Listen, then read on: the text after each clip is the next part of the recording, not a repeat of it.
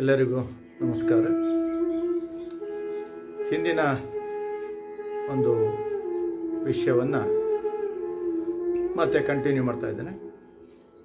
ಆಯುರ್ವೇದದ ಪ್ರಕಾರ ಯಾರು ಆರೋಗ್ಯವಂತ ವ್ಯಕ್ತಿ ಇದರ ಬಗ್ಗೆ ನಾವು ತಿಳ್ಕೊಳ್ತಾ ಇದ್ವು. ಆಯುರ್ವೇದ ಹೇಳೋದು ಸಮದೋಷ ಸಮಾಗ್ನಿಶ್ಚ ಸಮಧಾತು ಮಲಾಕ್ರಿಯಾ ಪ್ರಸನ್ನ ಆತ್ಮ ಇಂದ್ರಿಯ ಮನಃ ಸ್ವಾಸ್ಥ್ಯ ಇತ್ಯವಿಧೀಯತೆ ಅಂತ ಆಯುರ್ವೇದ ಹೇಳುತ್ತೆ. ಒಂದು ಸಮದೋಷ, ಕಳೆದ ಒಂದು ಬಾರಿ ಸಮದೋಷದಲ್ಲಿ ವಾತ ಪಿತ್ತ ಕಫ ಮೂರು ಸಮನಾಗಿ ಇರಬೇಕು ನಮ್ಮ ಶರೀರದಲ್ಲಿ ಅನ್ನೋ ವಿಷಯವನ್ನು ತಿಳ್ಕೊಂಡು, ಈಗ ಪಿತ್ತದ ಬಗ್ಗೆ ತಿಳ್ಕೊಳ್ಳೋಣ.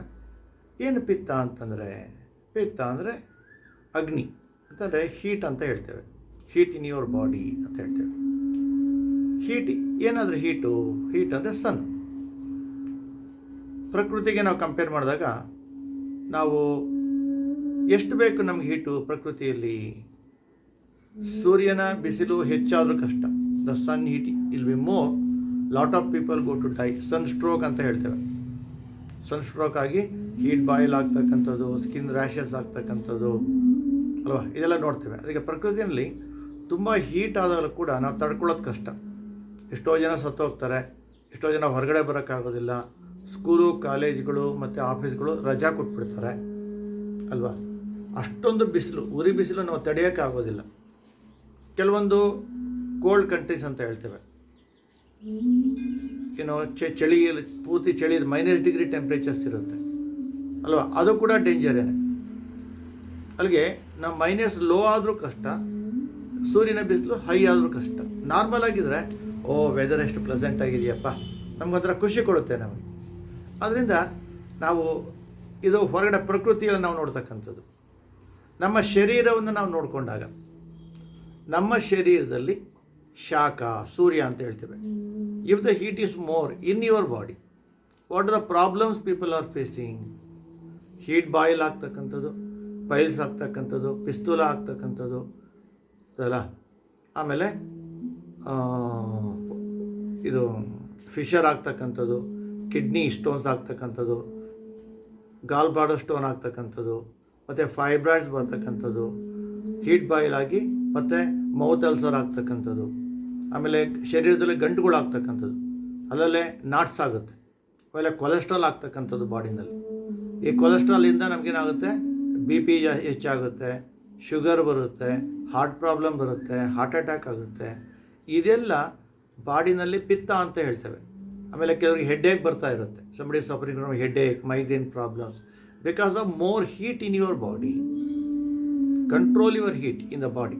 If the excess heat, this will be danger, over digestion also. Therefore this summer season come because it will have to clear your diseases, it will purify. Therefore avoid heat foods. ಬಾಡಿಗೆ heat ಆಗ್ತಕ್ಕಂಥ ಫುಡ್ಡನ್ನು ನಾವು avoid ಮಾಡ್ಕೋಬೇಕು. ಆ heat ಫುಡ್ನ avoid ಮಾಡ್ಕೊಂಡಾಗ, body ಕೂಲಾಗಿ ಇಟ್ಕೊಂಡಾಗ ಮಜ್ಜಿಗೆ ಕುಡಿಯೋದು, ಎಳ್ನೀರು ಕುಡಿಯೋದು, ಪಾಟ್ ವಾಟರ್ ಕುಡಿತಕ್ಕಂಥದ್ದು ಅಲ್ಲ, ಮಸಾಲೆಗಳು ರೆಡ್ಯೂಸ್ ಮಾಡಬೇಕು, ಪನ್ನೀರ್ ರೆಡ್ಯೂಸ್ ಮಾಡಬೇಕು, non veg reduce, over exercise ಮಾಡೋಕ್ಕೆ ಹೋಗಬಾರ್ದು. ಇದೆಲ್ಲ ಎಕ್ಸಸ್ ಹೀಟ್ ಆಗ್ತಕ್ಕಂಥದ್ದು ಬಾಡಿ. ಈ ಥರ ಪಿತ್ತ ರೋಗದಿಂದ ನಮಗೆ ಬರ್ತಕ್ಕಂಥದ್ದು ಈ ಒಂದು ಎಲ್ಲ ಡಿಸೀಸಸ್ ಹೀಟಾಗಿ. ಹಾಗೆ somebody suffering from headache, when they getting headache they get vomited, automatically headache will be reduce. ಕೆಲವು ನೋಡ್ತೇವೆ, ಆ ವಾಂತಿ ಆಗೋಯ್ತು ಅಂತಂದರೆ ಅವ್ರಿಗೆ ತಲೆನೋವು ಕಡಿಮೆ ಆಗೋಗುತ್ತೆ ಅಲ್ವಾ. ಹೇಗೆ ತಲೆನೋವು ಕಮ್ಮಿ ಆಗುತ್ತೆ? ಆ ಹೀಟು ರಿಡ್ಯೂಸ್ ಆಗ್ತಕ್ಕಂಥದ್ದು. ಈಗ ಯಾರಿಗೆ ಹೆಡ್ಏಕ್ ಬರ್ತಾ ಇರುತ್ತೆ, ಇವರಿಗೆಲ್ಲ ಮೆಡಿಸಿನ್ ತೊಗೊಳ್ಳೋ ಬದಲು ವೀಕ್ಲಿ ಒನ್ಸ್ ವಾಮಿಟಿಂಗ್ ಮಾಡ್ತಕ್ಕಂಥದ್ದು, ಅಥವಾ ವೀಕ್ಲಿ ಟ್ವೈಸ್ ವಾಮಿಟಿಂಗ್ ಮಾಡ್ತಕ್ಕಂಥದ್ದು. You drink the lukewarm salt water, then you vomiting in the early morning in the empty stomach. After that you take khichdi food. ಆ ಕಿಚಡಿ ಫುಡ್ನ ತಿಂತಕ್ಕಂಥದ್ದು. ಇದರ ಹೀಟನ್ನು ರಿಡ್ಯೂಸ್ ಆಗಿದಾಗ ನಮಗೆ ಕಿಡ್ನಿ ಸ್ಟೋನ್ ಬರೋದಿಲ್ಲ, ಪೈಲ್ಸ್ ಪ್ರಾಬ್ಲಮ್ ಬರೋದಿಲ್ಲ, ಗಾಲ್ ಬ್ಲಾಡರ್ ಸ್ಟೋನ್ ಬರೋದಿಲ್ಲ, ಫೈಬ್ರಾಯ್ಡ್ಸ್ ಪ್ರಾಬ್ಲಮ್ ಬರೋದಿಲ್ಲ, ಹೀಟ್ ಬಾಯ್ಲ್ಸ್ ಆಗೋದಿಲ್ಲ, ಮೌತ್ ಅಲ್ಸರ್ ಆಗೋದಿಲ್ಲ, burning eyes, burning nose, burning urine, burning motion, ಇದೆಲ್ಲ ಬರ್ತಕ್ಕಂಥದ್ದು excess heat in the body. If the heat is less in your body, ಸ್ವಲ್ಪ ಕಡಿಮೆ ಆಯಿತು ಅಂದ್ಕೊಳ್ಳಿ, ಬಿಸಿ ಕಡಿಮೆ ಆದರೆ ಏನಾಗುತ್ತೆ, you not get digestion properly. You want to cook, heat is required. ಅಲ್ವಾ? ಅಡುಗೆ ಮಾಡೋಕ್ಕೆ ಬಿಸಿ ಬೇಕು, ಬೆಂಕಿ ಬೇಕು. ಬೆಂಕಿನೇ ಇಲ್ಲ ಅಂದರೆ ಎಲ್ಲಿ ಅಡುಗೆ ಮಾಡ್ತೇವೆ? ಅದನ್ನು ನಮ್ಮ ಜಠರಾಗ್ನಿ ಅಂತ ಏನು ಕರಿತೇವೆ, ಆ ಜಠರಾಗ್ನಿ ಕೂಡ ಬೆಂಕಿ ಇದ್ದಾಗ you will get very good digestion. ಆ ಜಠರಾಗ್ನಿ ಬೆಂಕಿ ಇಲ್ಲ ಅಂತಂದರೆ ನಮಗೆ ಡೈಜೆಷನ್ ಆಗೋದಿಲ್ಲ. Morning when you eat the food till evening it is in the chest only feel the congestion. ಬೆಳಗ್ಗೆ ತಿಂದಿದ್ದು ಉಪ್ಪಿಟ್ಟಾಗಲಿ, ಇಡ್ಲಿ ಆಗಲಿ, ದೋಸೆ ಆಗಲಿ ಆ ಎದೆನಲ್ಲೇ ಒಂಥರ ಇರುತ್ತೆ, ಡೈಜೆಷನ್ನೇ ಆಗಿರೋದಿಲ್ಲ.